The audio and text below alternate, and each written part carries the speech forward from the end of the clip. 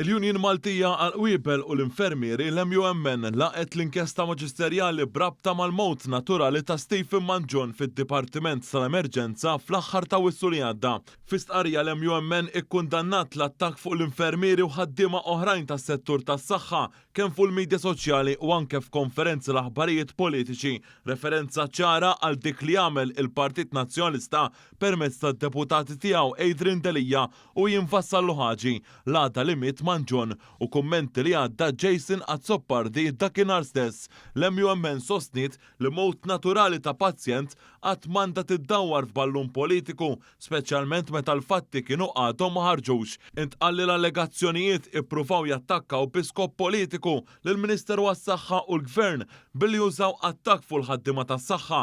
Intqal li l-infermieri fl-emerġenza u f'dipartimenti oħrajn jagħtu servizz mill-aqwa u sejħed dan l-attakk bħala stupitaġni u bla sens li tikxef persuni bla skrupli u bla rispett li qraba tal-vittma u li l-ħaddiema tas-servizzi tas-saħħa. Il-Union tennit ukoll li l-verità ħarġet u minkejja dan l-inċident sfortunat l-inkjesta tal-Maġistrat Joe Mifsud ma sabet l-ebda negliġenza minħa tat-tobba u l-infermieri kif kien hemm min fil-verità xtaq li jseħħ.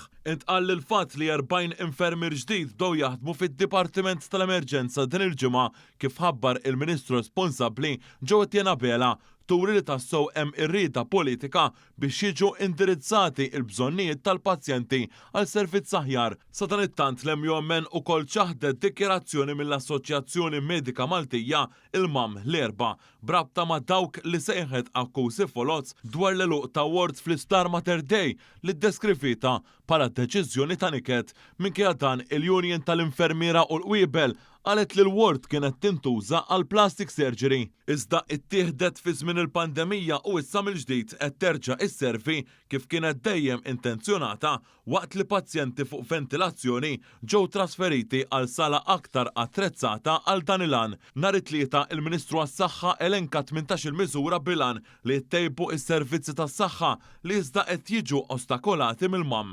Dawn jinkludu l-assessjar mill-ewwel tal-pazjenti fl-emerġenza minn tabib, l-ammont meħtieġ ta' tobba tal-emerġenza fl-Isptar Ġenerali ta' Għawdex, l-iffinanzjar għall-użu l-emerġenzi fil-privat f'każi mhux ta' theddida l-ħajja, it-twaqqif ta' taqsima speċjalizzata għal pazjenti b'dipendenzi għolja fuq il-mediċina, ir-relokazzjoni ta' faċilitajiet lejn l-Isptar San Luqa u Kering Grek, l-investiment fi blokka ġdida tal-maternità, l-integrazzjoni tal-kura tas-saħħa mentali fl-isptar, l-inklużjoni ta' rappreżentanti tal-pazjenti, iċ-ċaqliq provizorju tas-servizzi tal-IVF fil-privat sakemm titkabbar il-klinika fl-isptar u żieda fil-ħinijiet matul il-lejl għall-MRIs u CT scans.